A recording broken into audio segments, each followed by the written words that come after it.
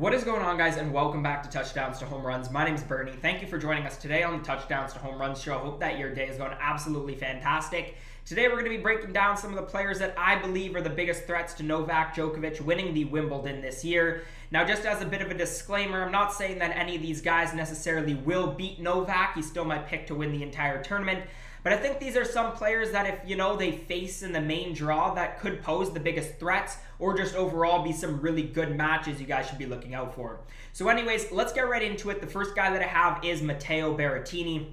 And as of right now, I think given the form that he's shown throughout the year, but most importantly on the grass surface so far, I think he's probably the biggest threat to stopping Novak at this tournament. These two have never played on the grass surface, but they did play earlier on this year at the quarterfinals of Roland Garros. A really, really good, hard-fought four-set match. Djokovic ended up taking it 6-3, 6-2, 6-7, 7-5. But since then, Berrettini has been in great form on the grass. He's 5-0 this year. He won the Queen's Club warm-up last week. Wins against guys like Cam Norrie, Alex de Minaur. So he's definitely in great form right now. Now, grass is actually Berrettini's highest win percentage of all of the three main tour level surfaces, and his game is just very well suited for the grass as a whole. If you don't know, the grass surface tends to favor the big servers, hard hitters, and players who are really good at the net because it tends to speed up the ball but keeps the bounces low, and often the bounces are also unpredictable.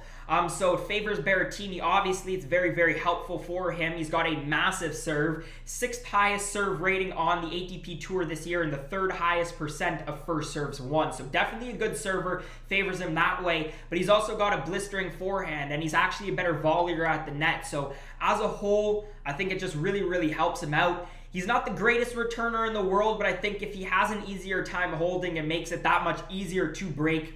Provides more opportunities, also puts a little more pressure, I think, on the opposition's serve as well, in this case, potentially Novak Djokovic. Now, obviously, Novak Djokovic is the greatest returner of our sport of all time. That's why, even though he doesn't have the biggest of serves, he does have a very quality serve, but that's why he's, able to have won 5 Wimbledon championships in his time.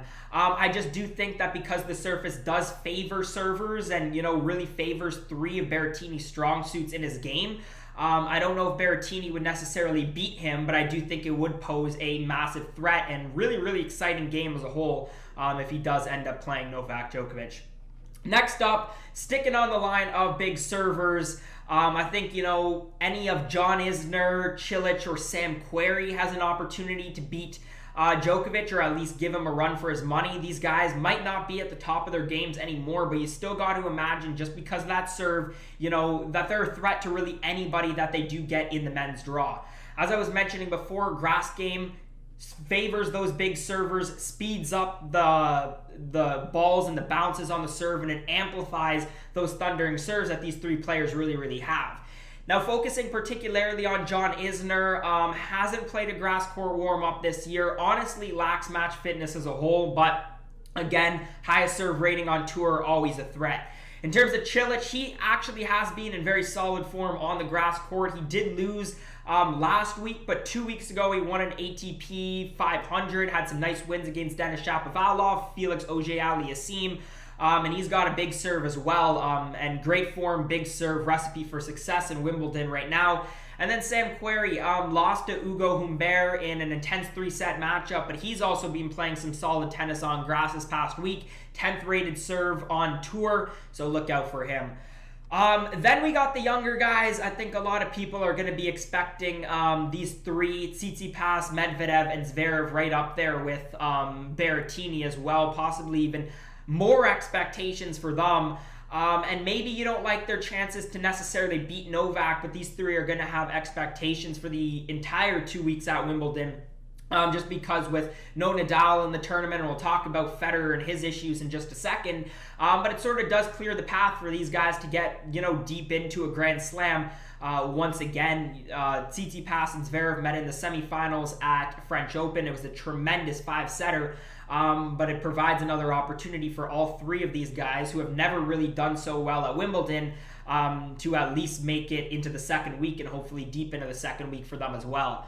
What's really impressive about these guys is obviously Tsitsipas, Zverev especially, I think, have had some huge improvements this year. Obviously, Medvedev is ranked second on the ATP Tour, so, he's done a lot of damage, mostly on the hard court, so I'm looking for all three of these guys to really gather some consistency and see what they can do on the grass. But they definitely hit hard enough, as we'll talk about in just a second.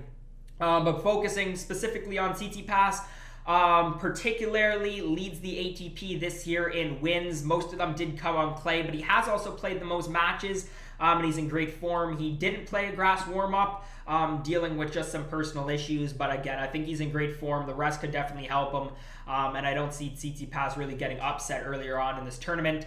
Zverev and Medvedev are guys who have lost early. I know at least Medvedev lost last week in the first round of his grass warm-up, so again, it's just about the consistency. But I think when you look at all of these guys, they're really good on serve. They're pretty hard hitters. I know Tsitsipas and Zverev especially are very athletic, and I think that could definitely help with the unpredictable bounces on the grass court. And Tsitsipas obviously, had huge improvements with his serve.